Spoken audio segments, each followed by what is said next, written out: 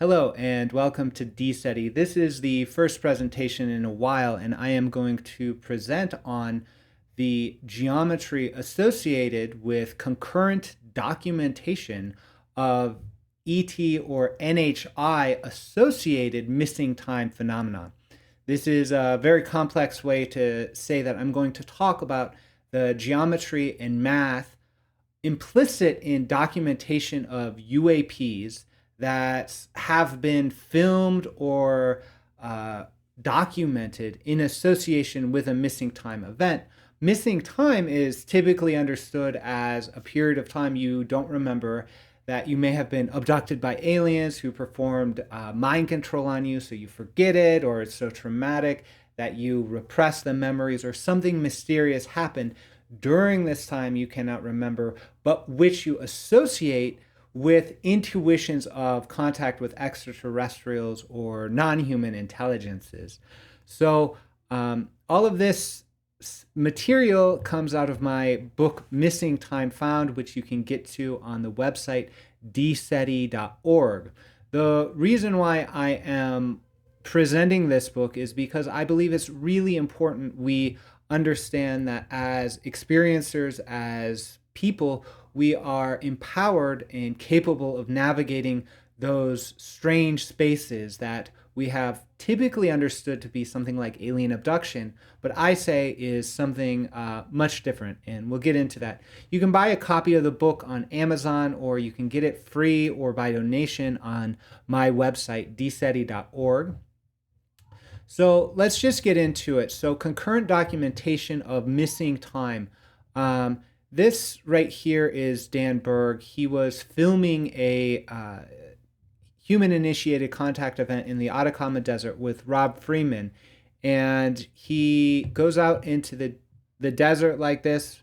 He comes back and he has 45 minutes of missing time, during which time there was a UAP pulsating with in geosynchronous orbit. So Rob Freeman captured this while Dan is somewhere, in the desert. And so for me, I started working with hypnosis and dream work with experiencers, and Dan Berg was the first person I started working with.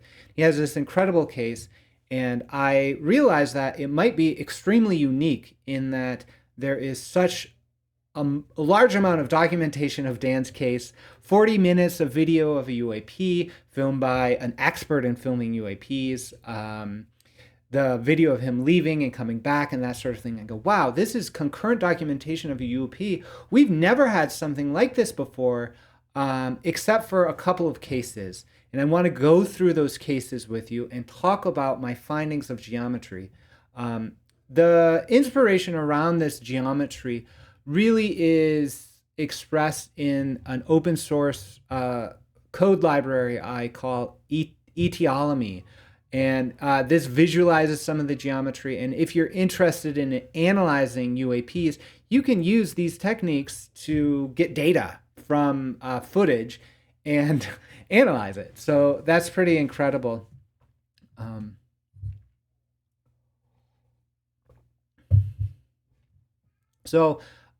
Dan Berg has this experience of missing time, and it has documentation in association with it. The other experiencer I'm looking at is Dr. Lynne Kitei. This is her website, Pheonix Light. She filmed the Pheonix Lights. She wrote the book on Pheonix Lights and the documentary. So she's a really great source, and she has all these photographs of orbs, and we'll dive into this. This is 3 orb photos. This is flying discs from a film in the 1960s. That's pretty incredible. And these aren't necessarily of the March 13th event. Some of them I'm going to show you are, but these are just in other times. But the ones that are really interesting to me are this. This in 1995, she took a sequence of photographs. This is one of them. This is another one. So we've got 2 orbs on the horizon. In this photograph, we've got 4 orbs. Down here, we have 2 orbs.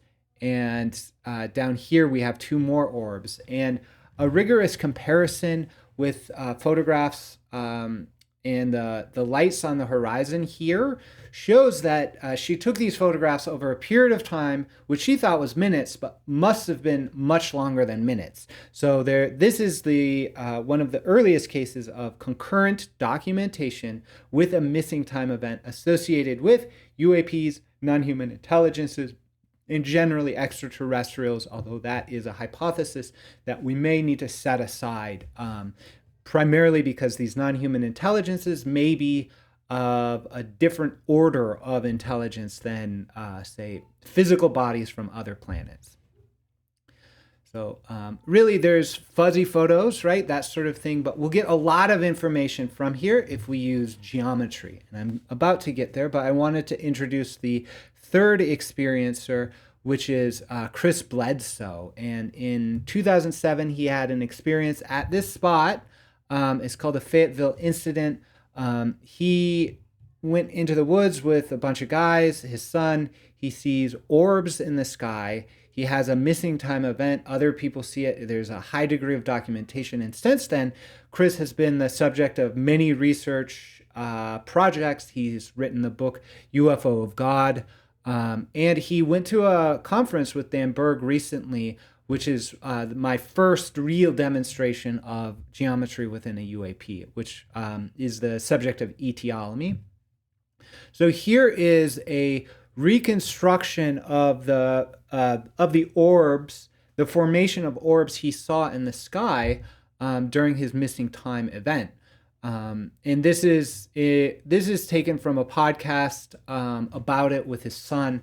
This is a still from the photograph, still from the recreation, the reanimation that Chris directed. So you'll see in the Discovery Channel documentary UFOs Over Earth, they send a film crew and computer animators to recreate this, and Chris Bledsoe goes, oh, they were a little bigger, they're a little smaller, up, down, left, right, and it produces this image basically.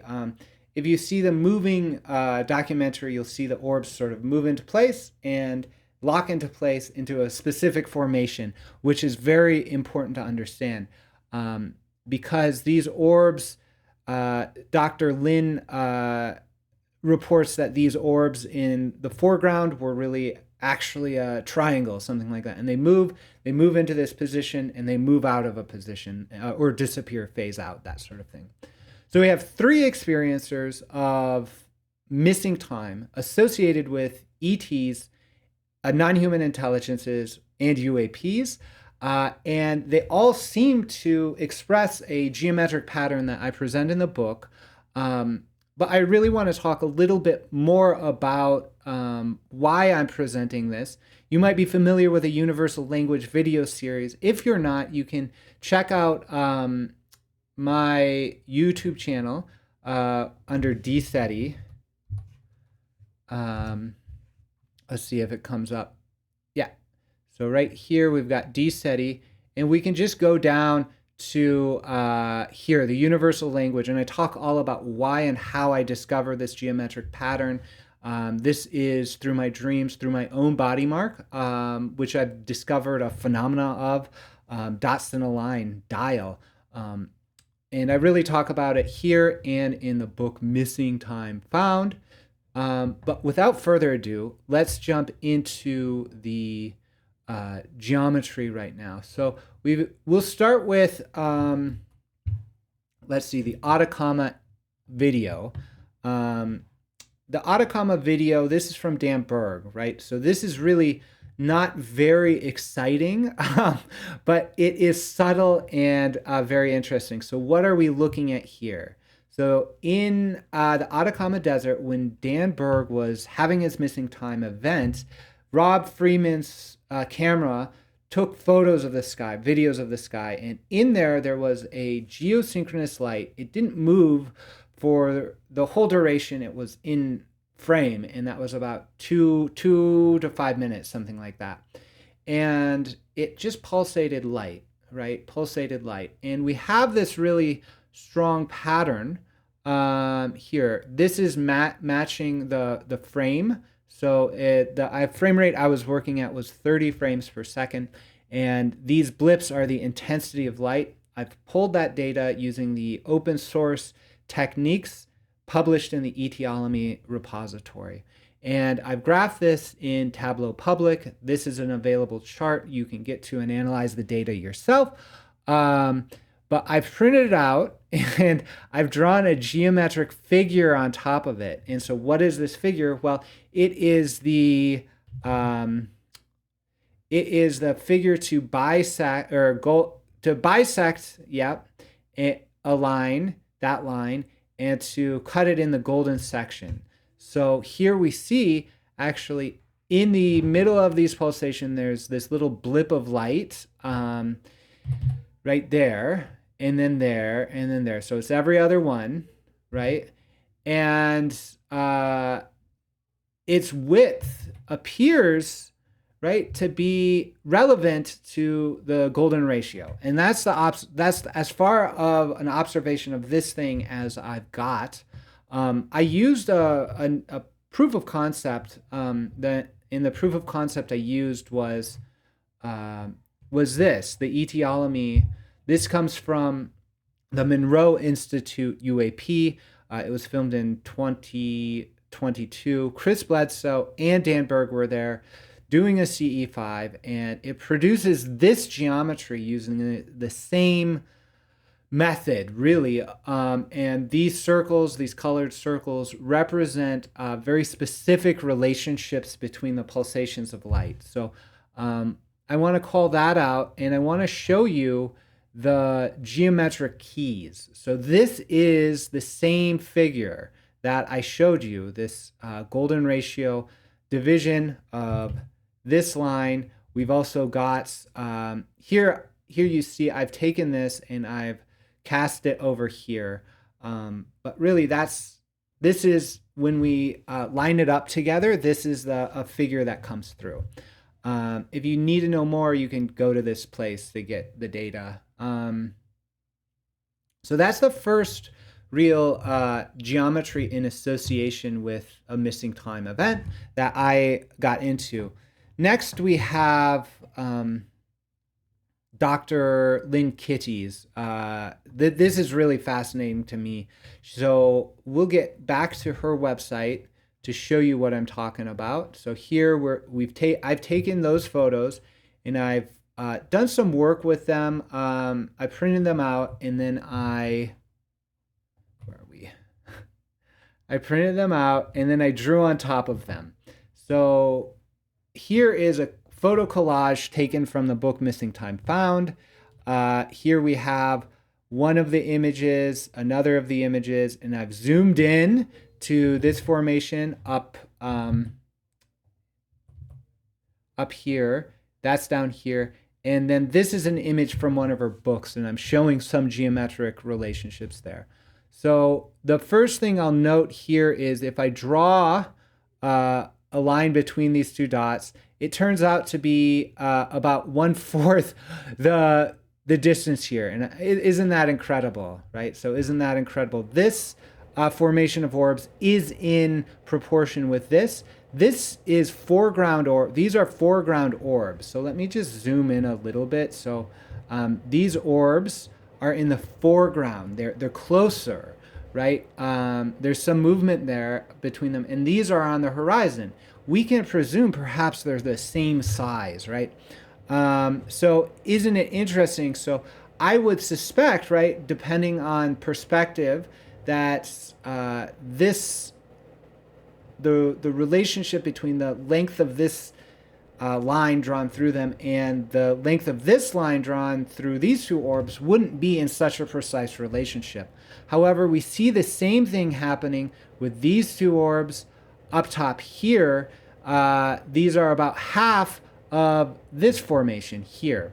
And so that's fascinating in and of itself. There's not a lot more data I can tell you about here. Next step would be to figure out the size of the dot in relationship to the line. I haven't yet done that. Here's a zoom in, and as you can see, I have the same figure here, but I wanted to explicate, what's going on. these look like diagonal bits, but they're actually orbs. Everything's slightly moved in that film because movement of the camera, that sort of thing. But if we work with a bottom line, or the top line, right, we can then establish geometric relationships between the center, between the dots, between the orbs and size of the dot, that sort of thing. And so here we draw the bisection of a line, right? That seems to be meaningful. We bisect it again on the left, right? And then we get the placement of one of the dots. Then we golden section the line and we get the placement of another dot. So these are in bisection and golden ratio. And I say that is actually essential or characteristic of most of the UAP geometry I've been looking at. Is there is a symmetry between the rational operation of bisection and the irrational operation of golden section. So that's maybe even seen as the symmetry of objective, subjective, order, chaos, rational, irrational. Here, Dr. Lynn has found a petroglyph. So these three dots are from a petroglyph that looked very similar to the orbs, the formation of orbs down here. And I wanted to just elucidate the connection between the two. Interestingly, I've printed these two out and I realized that it was of a very similar scale. And so I noticed that the center of this orb and this orb matched with the placement of this orb and this orb in the Pheonix lights, and the circumferences of these orbs match with the other orbs. So that's a clue perhaps of how the geometries are unfolding. The next image I wanted to bring up actually is, let me see where I'm at.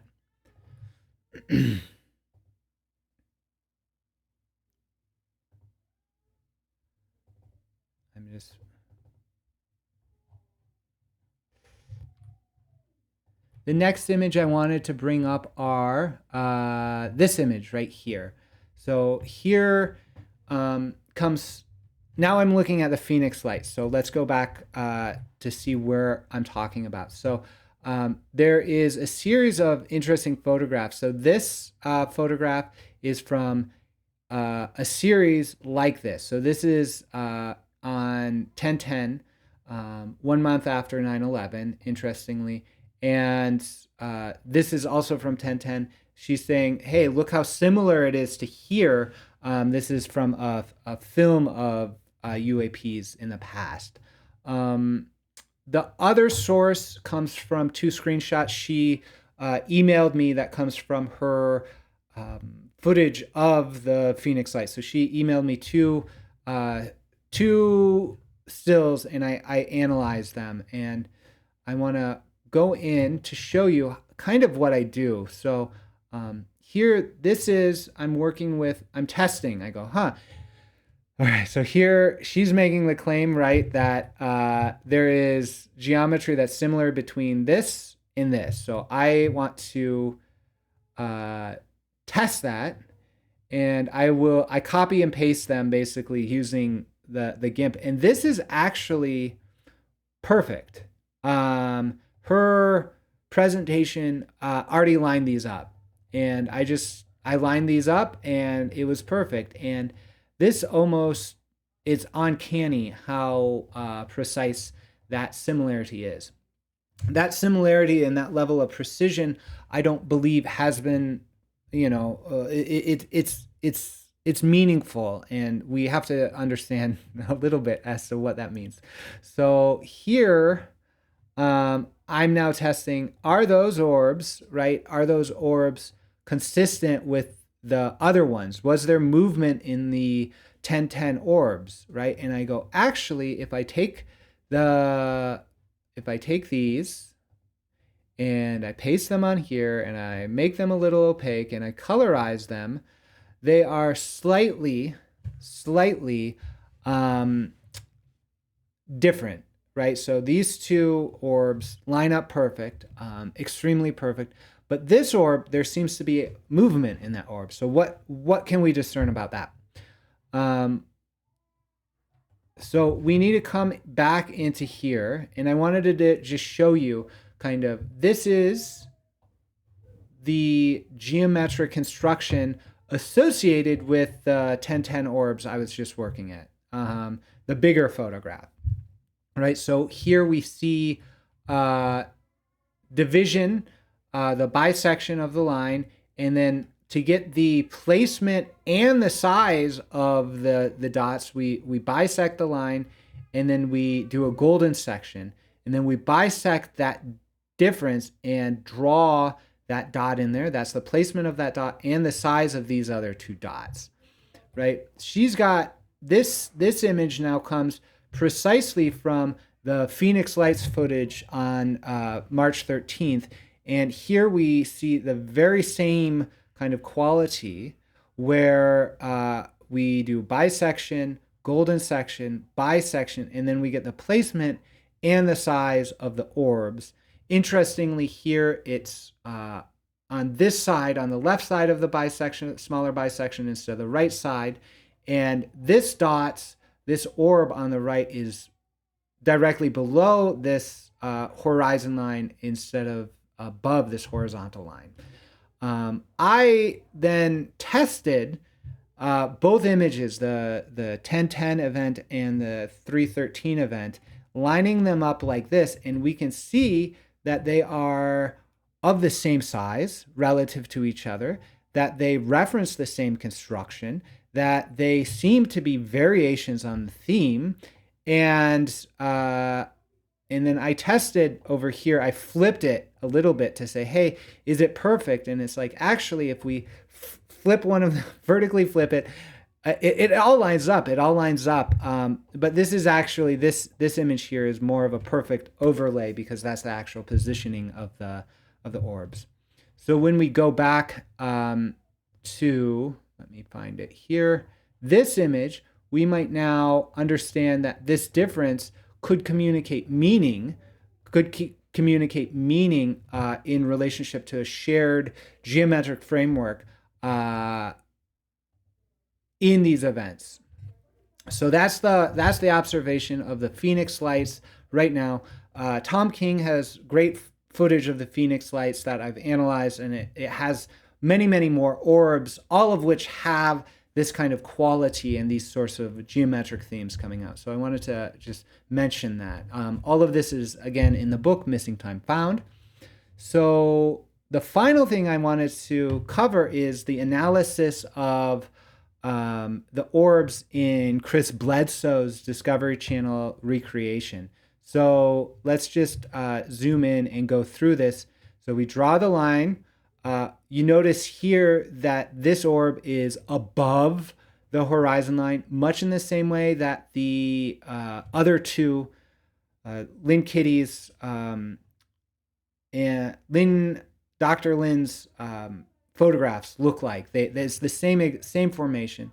Here we have placement with golden ratio or golden ratio, and here is size based on bisection. So this construction, I have to admit, doesn't feel as coherent or congruent as the recent ones I've done here with Dr. Lynne. So it will be really interesting to go back. This is kind of a process of discovery for me, to go back and see if I can see this. But this construction is sufficient to demonstrate that there are Euclidean themes within this one frame.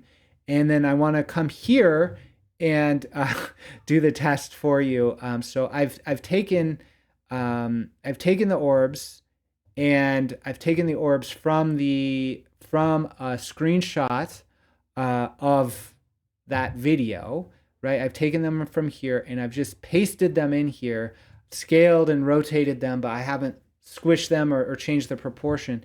And I can drop them very, very, very closely on these orbs.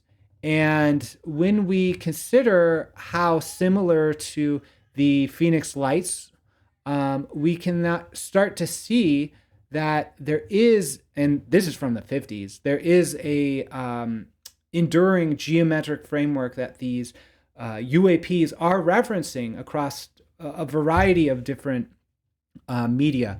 And if you've seen my other videos, you know I found a few petroglyphs that are extremely explicit regarding this proportion, much in the same way that Dr. Lynne has found that 3 orbs. So there is, you know, in the three cases of